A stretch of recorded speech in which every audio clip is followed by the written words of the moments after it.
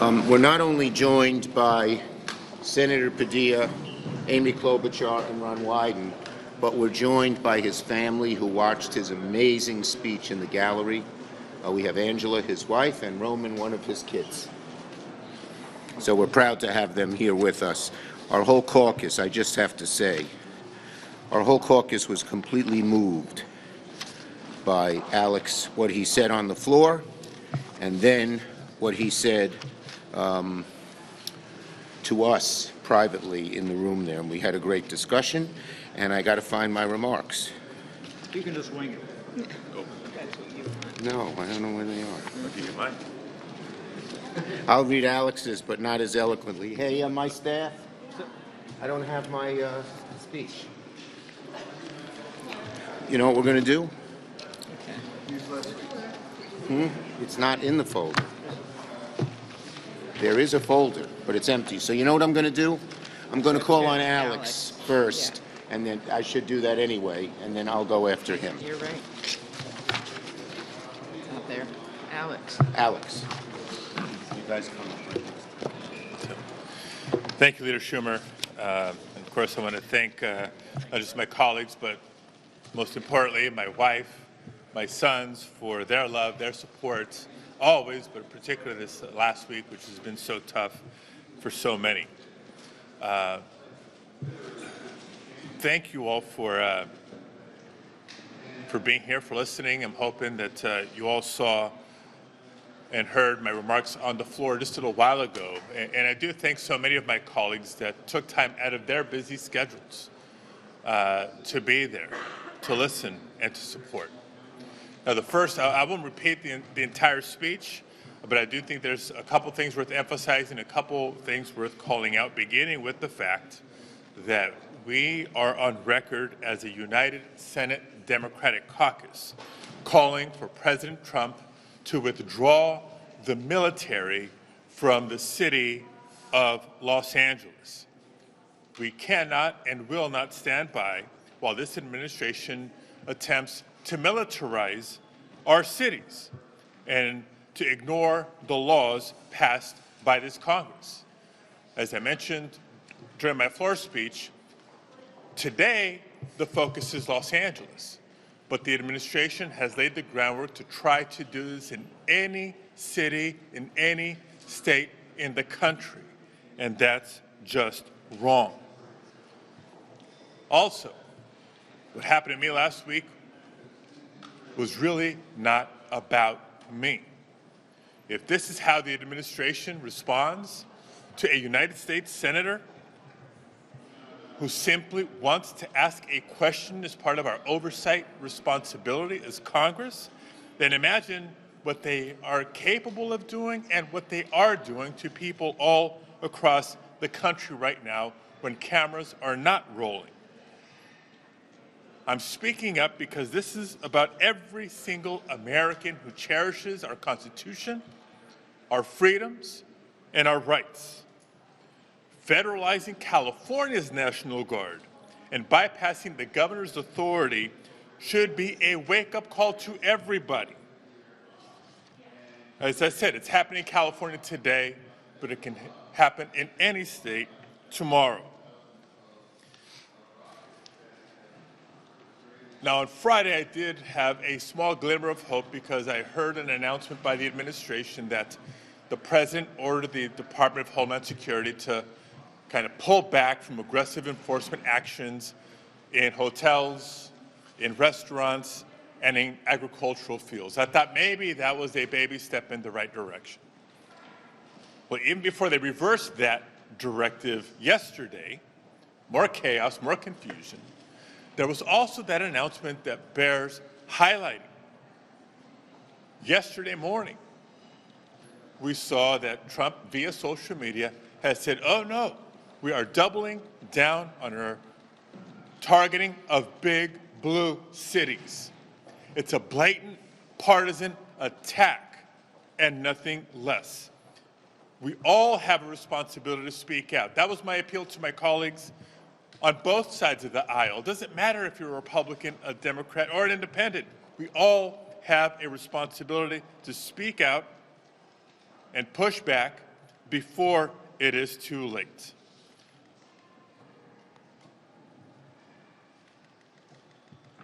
You all saw what happened when I had the audacity to ask a question. And despite that, I will continue to speak up because I will not and we cannot give in to the overreach of this administration. Thank you. Do you want to answer a question or two before we start? No? I'll wait. Alex will wait around for a few questions that you, I'm sure, have. But I just have to say, I hope anyone here who didn't watch his speech watches it. It has all kinds of things that I didn't see reported in the media until I heard him say it. It was powerful. It was strong. It was not at all arrogant or angry, but it was basically a strong plea for America to regain the gyroscope of democracy, which has led us forward for so many years. And we're losing it. I heard in the speech, what did Noem say? She brought in troops to, what was the word? To liberate. To liberate Los Angeles. What is going on here? I had not seen that in the media.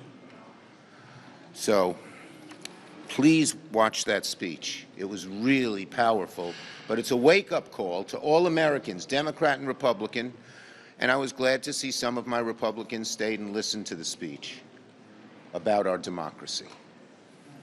Okay, and let me just say something a little bit about what happened in our Mansfield room briefing that Senator Thune and I were part of. First, I want to be really clear about the Capitol Police.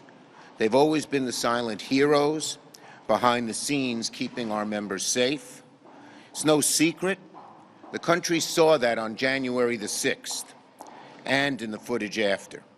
But after the awful assassinations this weekend, there's real concern not just here in the Capitol, but with folks across the country about the safety of elected officials.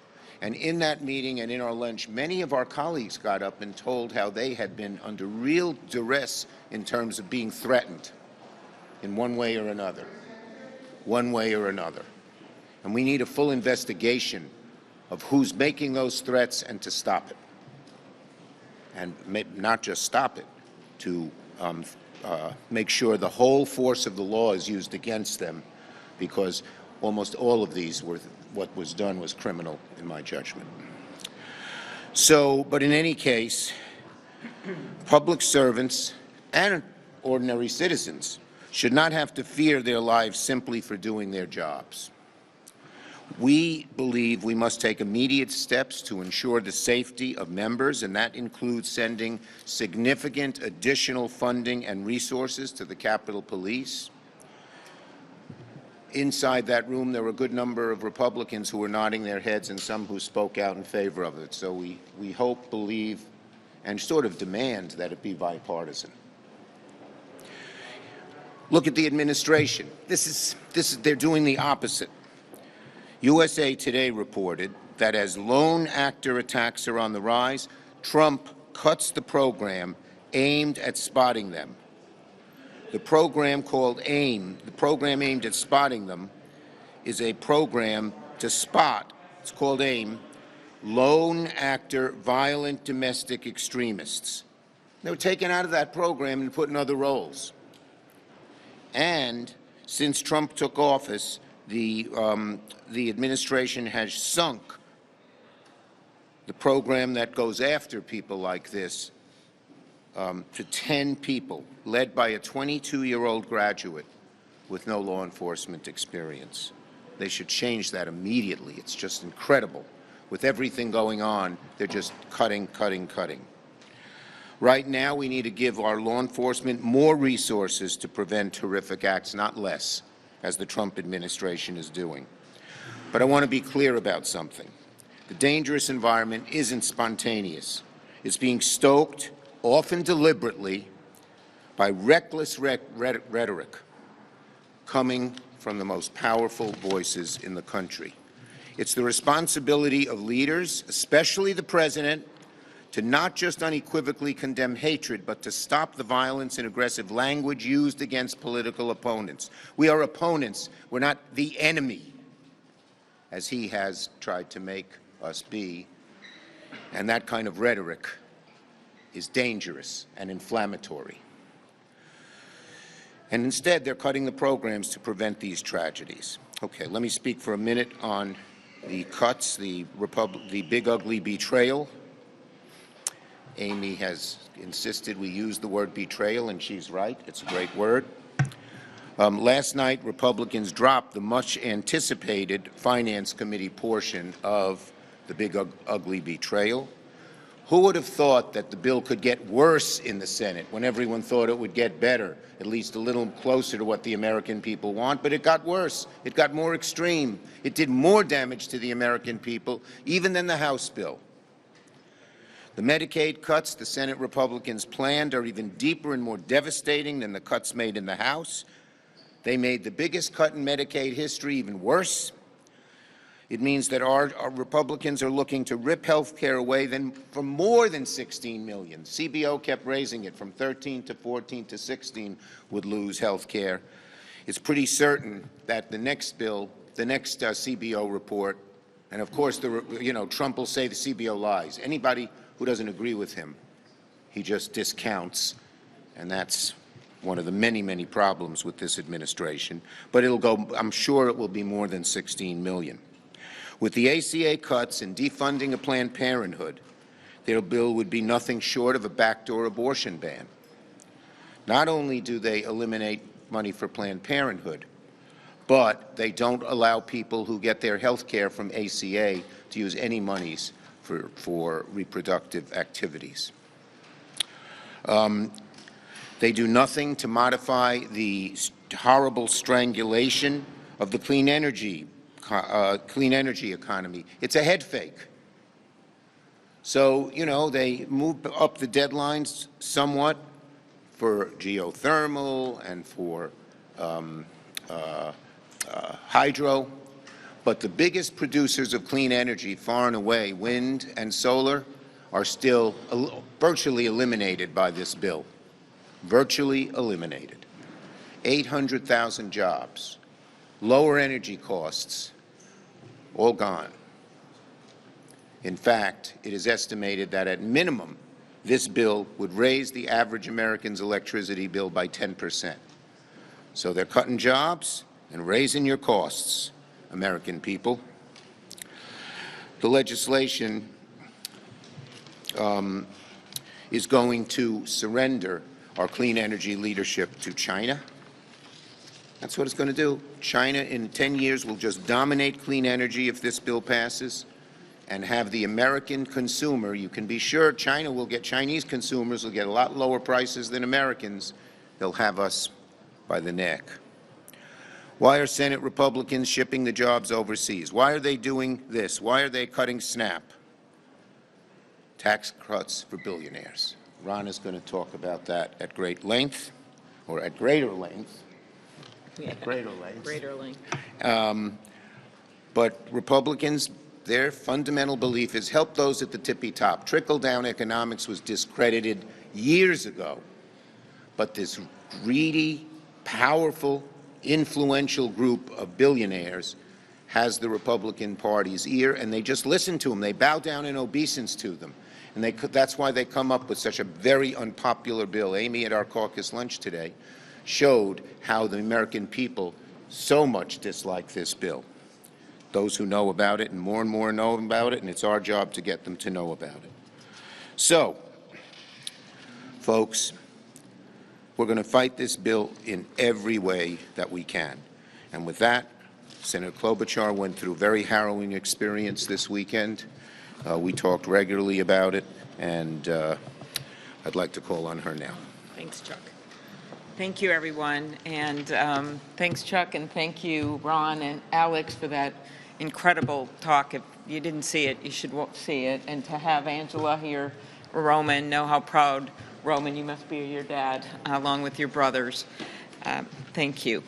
So we went through a devastating weekend in Minnesota. You all know that, Senator Smith, myself, and really our entire state. And we witnessed horrific murders of a good friend of mine, Melissa Hortman, her husband Mark, and we pray for this speedy recovery for Senator Hoffman and his wife Yvette. One was shot 8 times, one shot 9 times.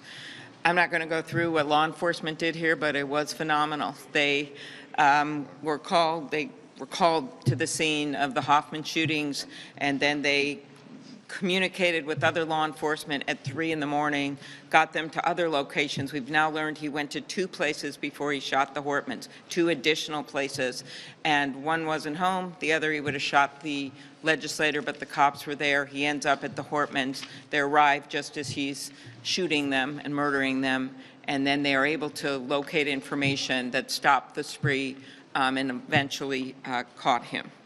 I would just tell you about Melissa because people would just love her if they knew her.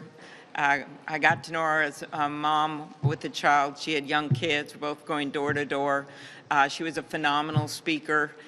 She got there after being a Girl Scout leader, after teaching Sunday school. She trained dogs for veterans, and she had one dog that was just too friendly to be focused on one veteran because he loved everyone, named Gilbert. She kept that dog herself, and the murderer shot that dog, and her 2 kids, Colin and Sophie, had to make the decision to put the dog down this weekend. I just end with what Colin and Sophie said about their mom and dad last night when they issued their first statement, and in part they said, "They were the bright lights at the center of our lives." And they said the best way to honor our parents' memory is to do something, whether big or small, to make our community just a little bit better for someone else. That's what we try to do every day around this place. That's what Alex tried to do when he walked in that room, what he did with his speech, what we do in ways that are big and small every day.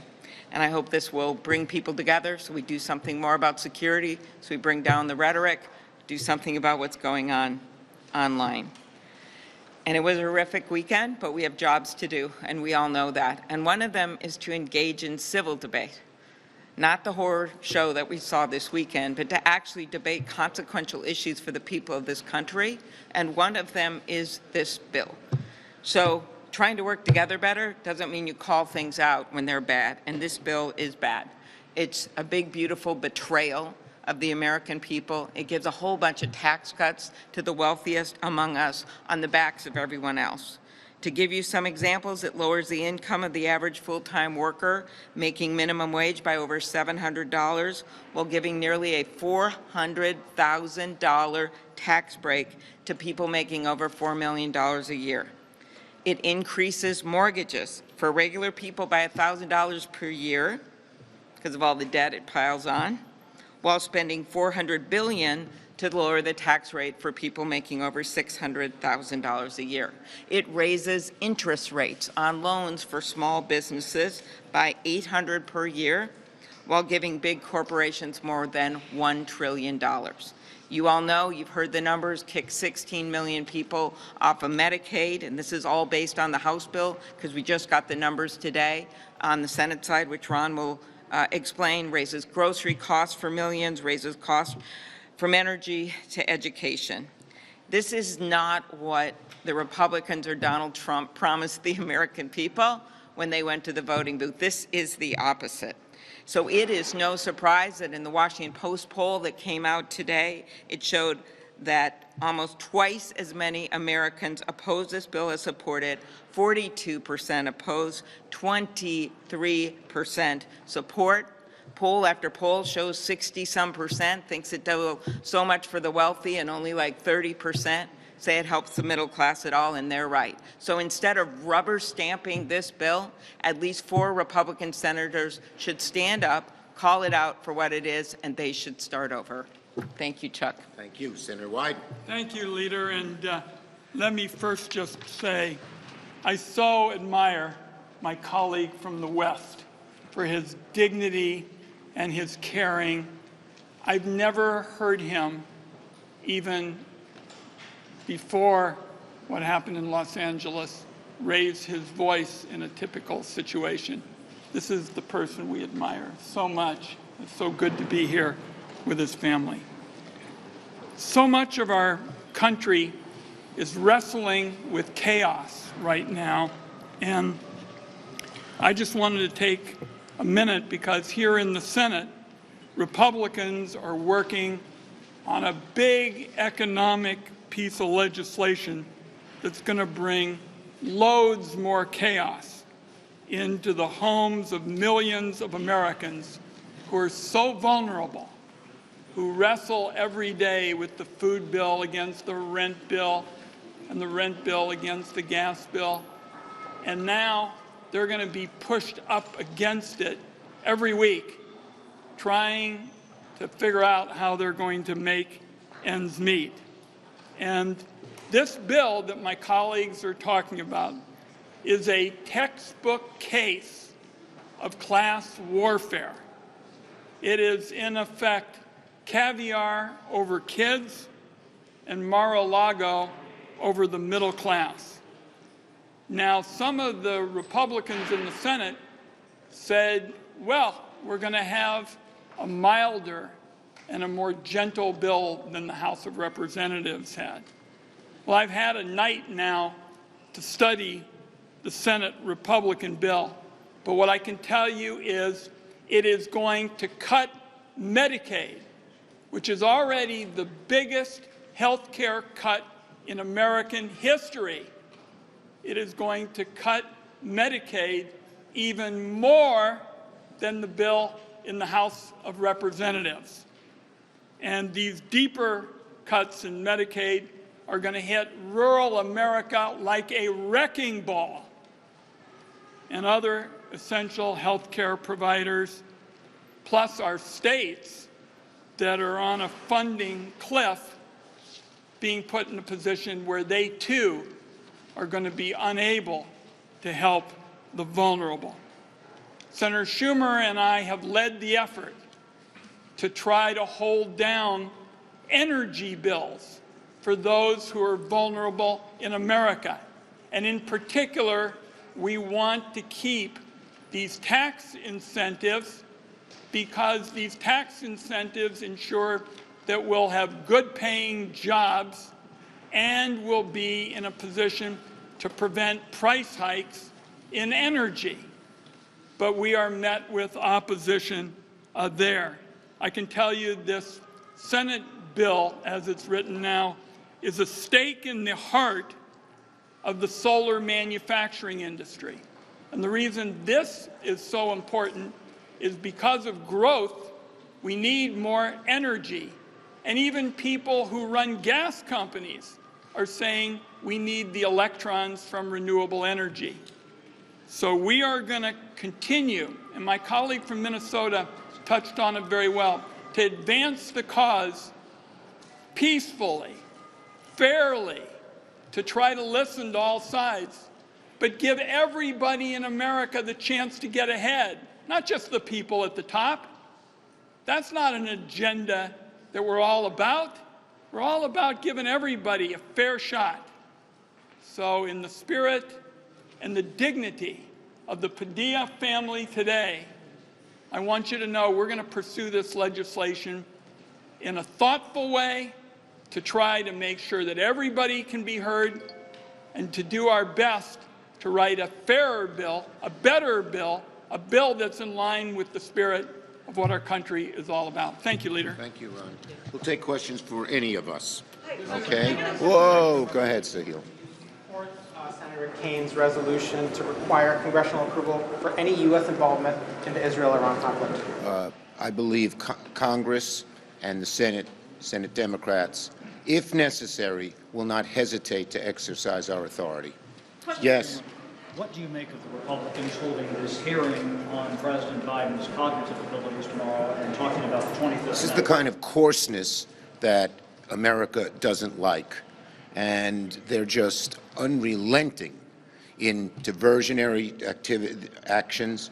This has nothing to do with cutting Medicaid costs, cutting Medicaid help, helping clean energy, keeping hungry kids fed. It's one of their many circus-like diversions that is a lot of sound and fury signifying nothing. Who wrote that? Who wrote that? Shakespeare. No. Sound and Fury is from Shakespeare. Sanctuary, that's Shakespeare.